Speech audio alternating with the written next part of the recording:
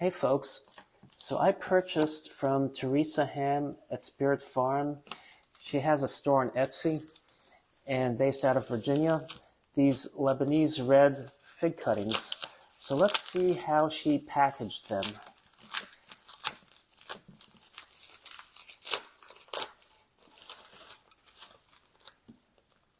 Okay, so I guess I did not need the box cutter. And it shows Lebanese red cuttings, angle cut bottom. And whenever you take cuttings, whether you want to cut to sell, ship, or to plant yourself, it's always good to have the top flat and the bottom angled. The angle gives a greater surface area for the roots to form. That's why you want an angled bottom versus angled top. But by having one part flat and the other at an angle, it helps you know which side is up. So these are still a little moist, and hopefully they're okay. The shipping got delayed and I was a little worried. But I ordered 3 and I have 4 nodes. This one I don't think will make it, but we'll find out. So we have 1, 2, 3, 4, 5 nodes.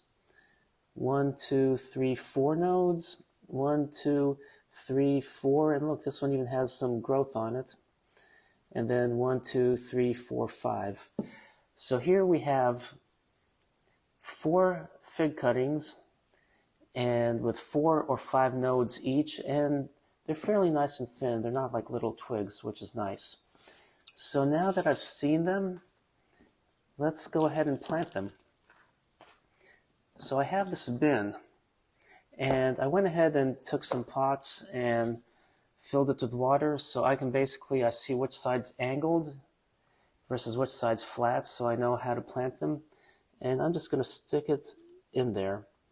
I could use rooting hormone, but I've noticed that figs root quite relatively easy when you put them in a nice humid environment, and you can literally root fig cuttings any time of year with this method.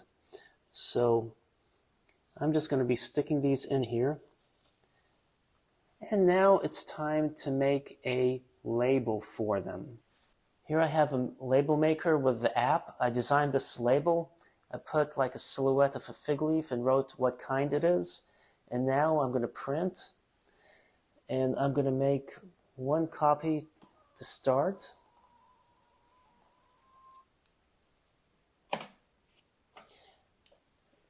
And take one of these that you use, I have 2 here, that you put on trees.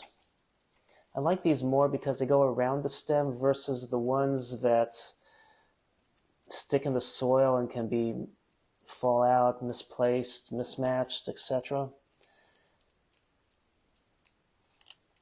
And many people typically will use a marker, and one thing is the markers will fade over time. These labels are thermally printed, so they do a really good job. So now I can print the next one. If I make multiple copies, I'll have to cut them by scissor. So it's just a matter of, do I want to go get a pair of scissors, or do I want to just do it the long and tedious way?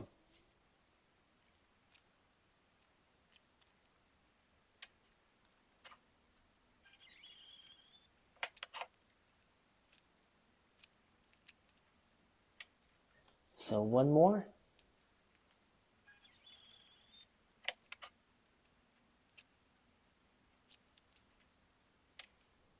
So these labels are waterproof or water resistant and thermally printed, so they should last quite a while I wait for these figs to reach maturity. So now I can run these on here. And this is not necessary because if you know what they are, you could just put 1 label and you know what the rest will be. However, in my case, I have some extra pots, which I'll probably eventually plant other fig cuttings with, and this way I get to keep them in check. So this one I want to turn because I have that stem there that I want to make sure it's not going to be affected. And it looks like it will be, but I'll put it that way so it can grow in between, and I'll monitor it. So now that we have these in here, I can go ahead and set the lid and place on a grow rack so that they can get enough light. They have humidity, warmth, and eventually should start growing. Sometimes it can take as little as 2 to 4 weeks. Well, I hope you enjoyed this unpackaging video. Thanks for watching and happy planting.